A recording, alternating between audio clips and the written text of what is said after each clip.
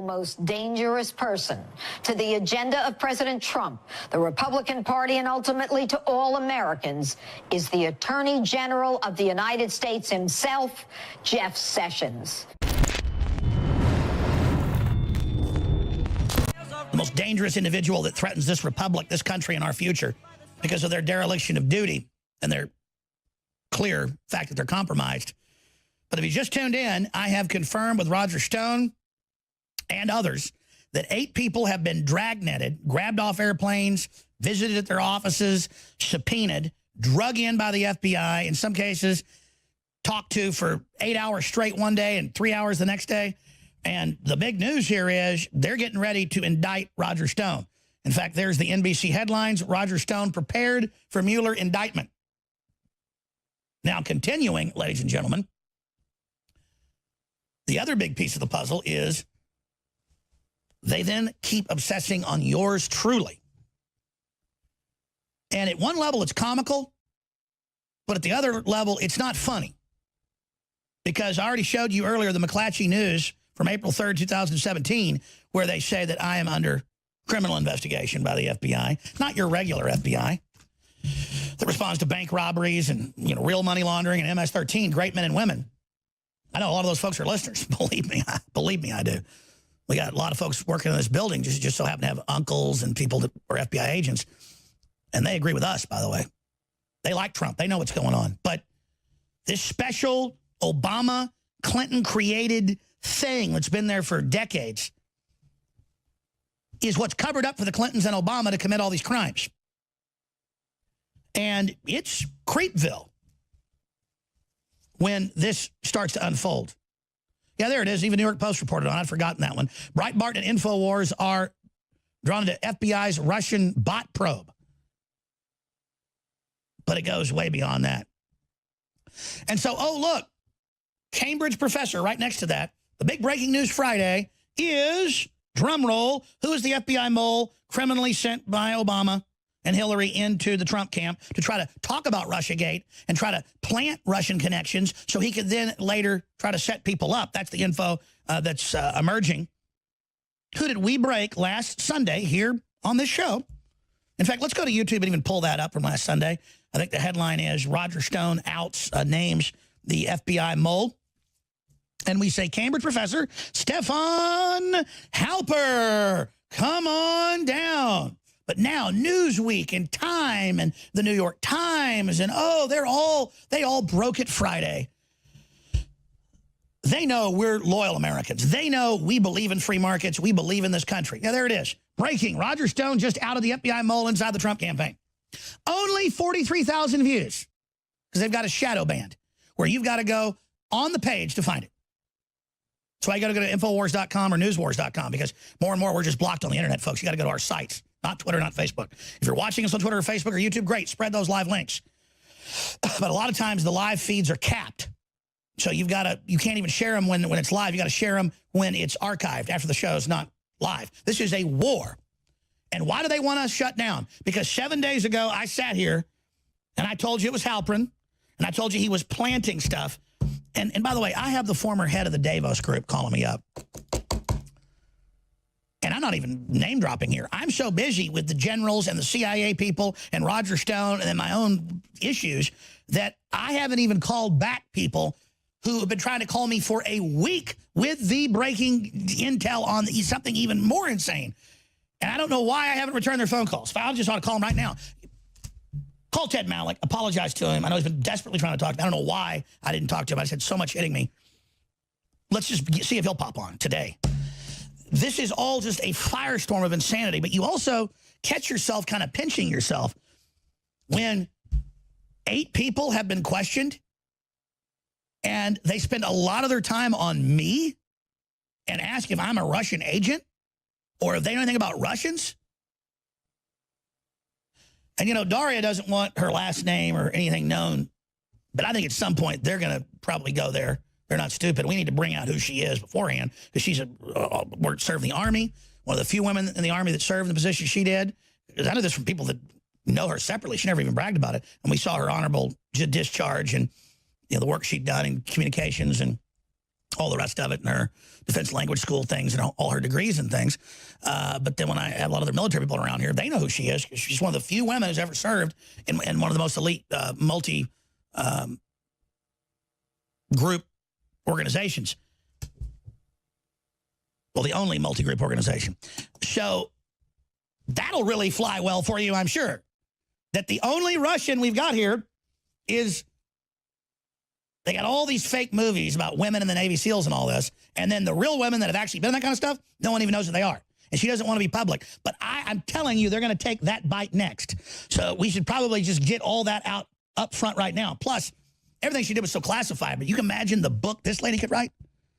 Over 100 combat jumps, the whole 9 yards, all the years in the Army, and all the things she did. That'd be amazing, wouldn't it?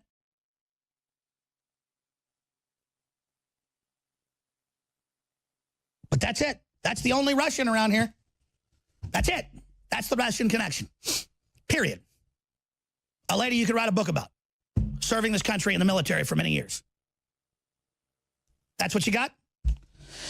The real traitors are people like these globalists, like Halperin and everybody, trying to infiltrate the Trump campaign, trying to get people to talk about Russian connections and asking them, do you know about Russians? Do you know about Russian infiltration? And they're like, no, no, no. Just so later the FBI could say to all these people, have you ever talked about Russians, period, with anybody? And they were like, no, we hadn't.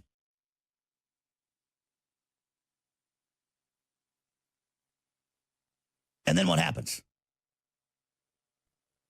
They indict him for lying to the FBI.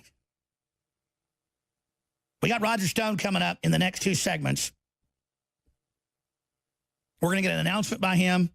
We're going to get Ted Malloch to pop on with his take on this. He's been grabbed and questioned by the FBI, had his electronics taken.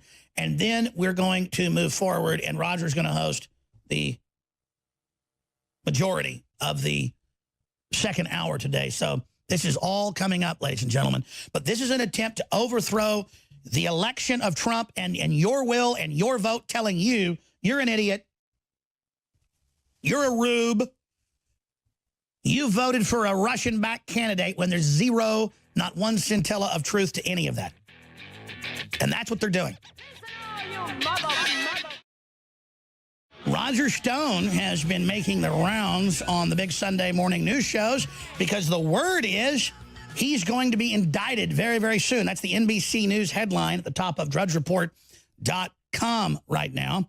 And he says he's ready for the phony indictment, ready to fight it. Now, I learned Saturday morning that on Friday, 6 people had been grabbed up by the FBI.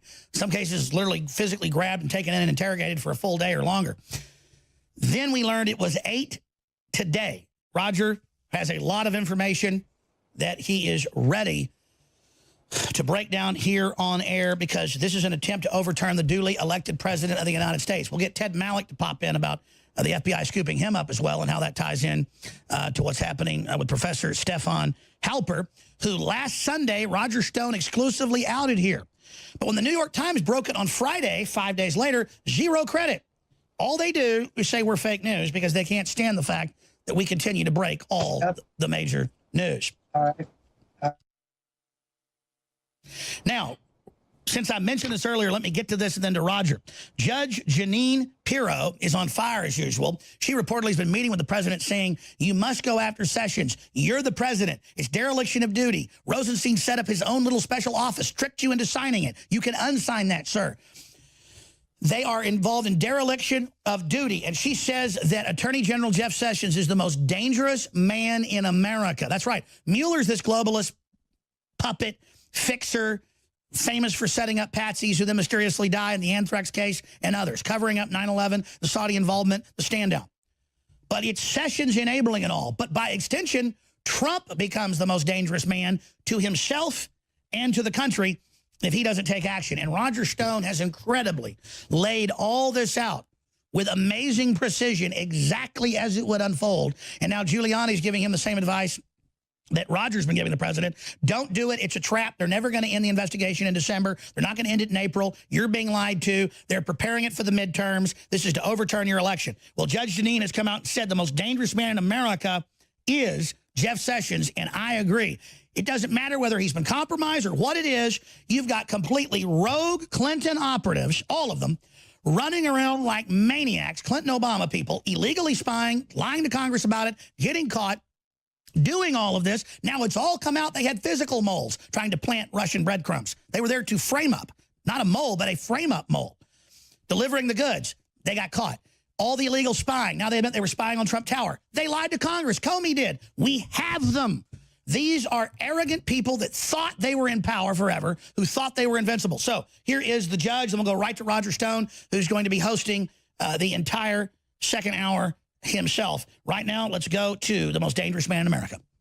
Is that the single most dangerous person to the agenda of President Trump, the Republican Party, and ultimately to all Americans is the Attorney General of the United States himself, Jeff Sessions. The man has done nothing to make anyone responsible for the blatant corruption, the unmistakable perjury, the in-your-face obstruction of our laws that we've seen play out every day.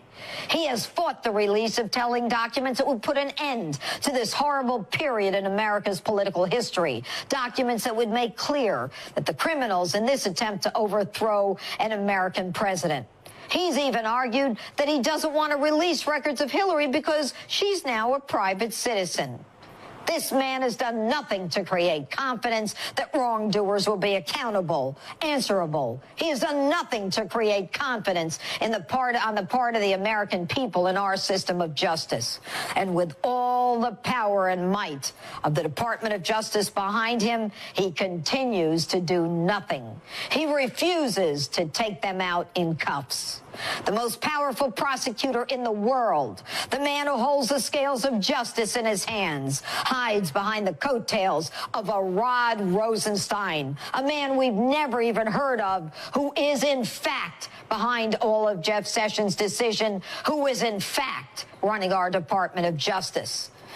The man who has the honor to carry the prefix United States Attorney General before his name, Jeff Sessions, is indeed the most dangerous man in America. True words have never been spoken, but if we're dumb enough to go along with this, that makes us the most dangerous person in America. You know, that's the old thing of, oh, you think somebody's going to try to kill you so you don't care about your own life and eat a bunch of red meat and drink a bunch of whiskey and then you end up having a heart attack. You kind of killed yourself. Western Europe has already banned free speech, and an iron curtain of censorship is descending down over the UK. They're set to pass rules, not a law, that if you criticize Islam or gays, you'll get 6 months in prison. We know we're only about a year or two behind what's happening in the UK. CNN and many others are calling for InfoWars to be shut down, taken off the web. Slate magazine has a professor and others saying, go beyond censorship, brainwash young people against InfoWars, psychologically inoculate them with lies so they don't actually hear what we have to say. We are the most hated news source in the world by globalists. It is so critical that you go to Infowars.com/newsletter and sign up for the free newsletter so we can be in contact with you and so the censors can't bully their way in and block us being able to engage in free, open dialogue as a society. That is critical to this fight. We will prevail if you take action, and I know you will.